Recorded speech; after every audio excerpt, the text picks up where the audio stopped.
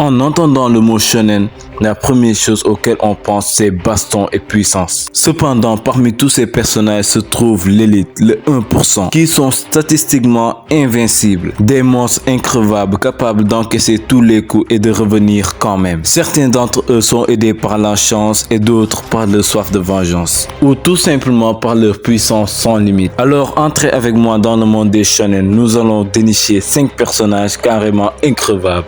Yujiro Hanma, l'ogre. Commençons parmi les êtres humains avec l'ogre, l'incarnation même de la force et de la puissance dans Baki. Un monstre né pour se battre et dominer les autres. Il n'a connu que le combat et il a toujours kiffé la baston. Dans le monde de Baki, il n'y a qu'un seul être qui a peut-être le potentiel de le battre et c'est quand même son fils Baki. Bon, apparemment c'est un être humain, mais pour un être humain, résister à la foudre, battre un éléphant de plusieurs centaines de tonnes à main nue, se battre contre des ours polaires à main nue en plein Antarctique, faire du président des États-Unis et de l'armée américaine ces larbins qui sont prêts à s'incliner devant lui tellement il faut la pétoche, eh bien c'est tout bonnement impossible. Dans Baki, que ce soit le chinois qui a en lui 4000 ans de pratique de kung fu, le jeune karatéka de génie, l'homme des cavernes génétiquement supérieur à l'humain lambda, personne n'est capable de tenir tête ne serait-ce que 5 minutes face à l'ogre au dos de démon. Ce gars est un sac de muscles de 2 mètres avec une force brute illimitée, contrairement à notre viking préféré Thorfinn dans Vinland Saga. Guidé par la soif de vengeance, Thorfinn de ses 5 ans à ses 17 ans a participé dans moult batailles, risquant sa vie à chaque fois, tuant des hommes 10 fois plus forts que lui grâce à son agilité et surtout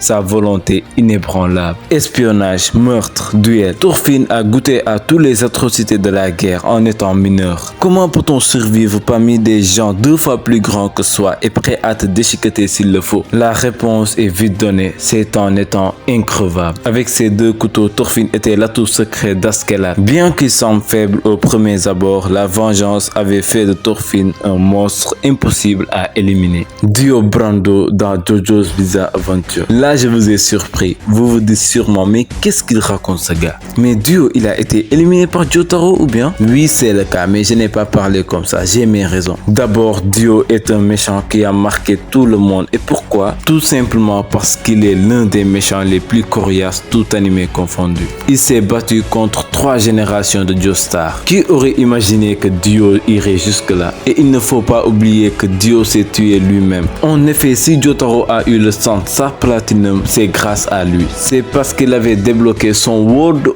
Désolé.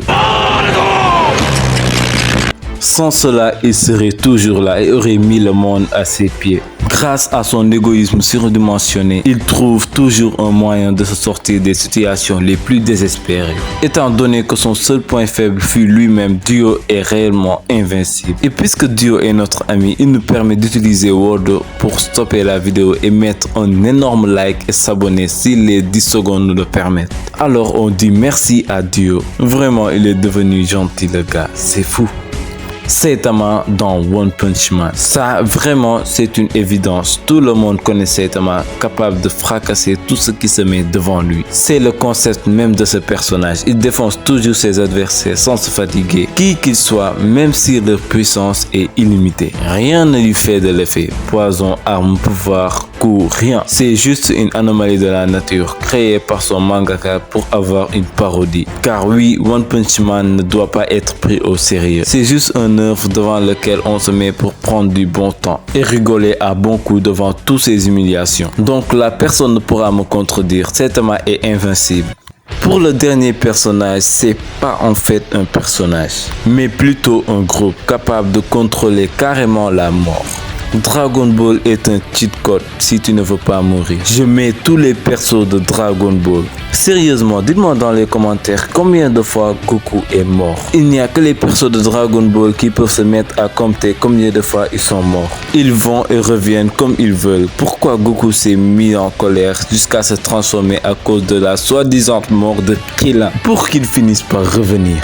Et entrons plus en profondeur et allons du côté des méchants. Je ne sais pas vous, mais moi, Freezer, il me saoule grave. On le bat, il revient. Puis on le rebat, il revient encore pour nous dire qu'il s'est transformé en Freezer Gold je sais quoi. Parfois il faut doser. Je ne sais pas pour vous, mais un méchant, il est fait pour crever. Mais je blague, Freezer, c'est le sang, l'icône des méchants. Bon, voilà en résumé 5 persos qui me viennent à l'esprit. Donnez-moi les persos auxquels vous pensez et peut-être je ferai une deuxième partie. Et n'oubliez pas de liker et de vous abonner, ces choses-là quoi. Allez, Diana!